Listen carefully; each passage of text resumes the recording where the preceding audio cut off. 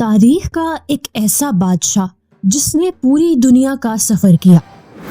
یہ بادشاہ کوئی نبی تھا یا ولی، یہ ہم آج کی ویڈیو میں جانیں گے، تو آپ سے گزارش ہے کہ ویڈیو کو آخر تک ضرور دیکھیے گا۔ ناظرین، ذوالقرنین تاریخ کا وہ بادشاہ ہے جس نے پوری دنیا کا سفر کیا۔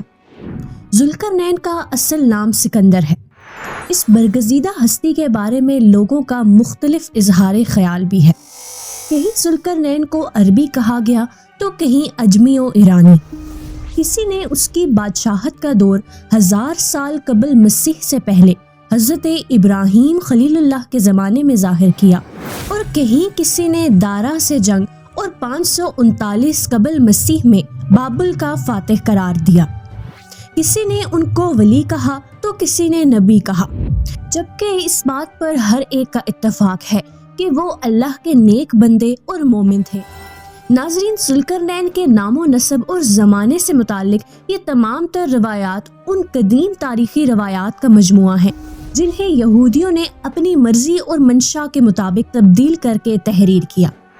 یہودی ذوالقرنین کو اپنی نجات سمجھتے ہیں۔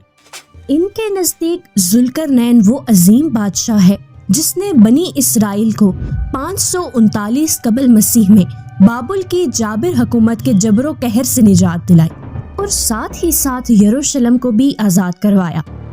اگر ذوالقرنین کا حسب نسب، نام اور زمانہ جاننا اس امت کے لیے ضروری ہوتا تو اللہ تعالیٰ قرآن مجید میں قصے کے دوران ہی بتا دیتا، لیکن اللہ تعالیٰ نے سورہ کہف کے شروع میں فرما دیا کہ خواہ مخواہ غیر ضروری باتوں کی کھوج لگانے سے پرہیز کرو اور اس پر بحث مباحثہ بھی نہ کرو، یہ سب غیر ضروری باتیں ہیں۔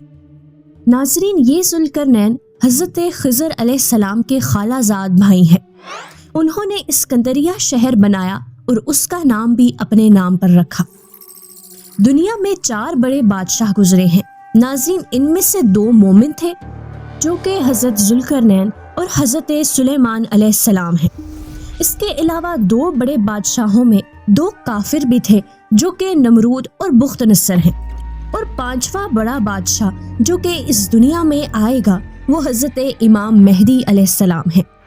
ناظرین، حضرت ذوالقرنین کے نبی یا ولی ہونے میں کچھ اختلافات ہیں، لیکن حضرت علی رضی اللہ تعالی عنہ نے فرمایا کہ وہ نہ نبی تھے اور نہ ہی فرشتے، بلکہ اللہ عز و جل سے محبت کرنے والے بندے تھے۔ اللہ عز و جل نے انہیں اپنا محبوب بنا لیا۔ ناظرین، حضرت ذوالقرنین نے مشرق و مغرب کا سفر کیا اور لوگوں کو ظالم حکمرانوں سے نجات دلائی۔ اس کے علاوہ انہوں نے سد ذوالقرنین بھی تعمیر کی، جس کے پیچھے یاجوج ماجوج قید ہیں، اور قرب قیامت میں یاجوج ماجوج اس دیوار کو توڑ کر دنیا میں پھیل جائیں گے۔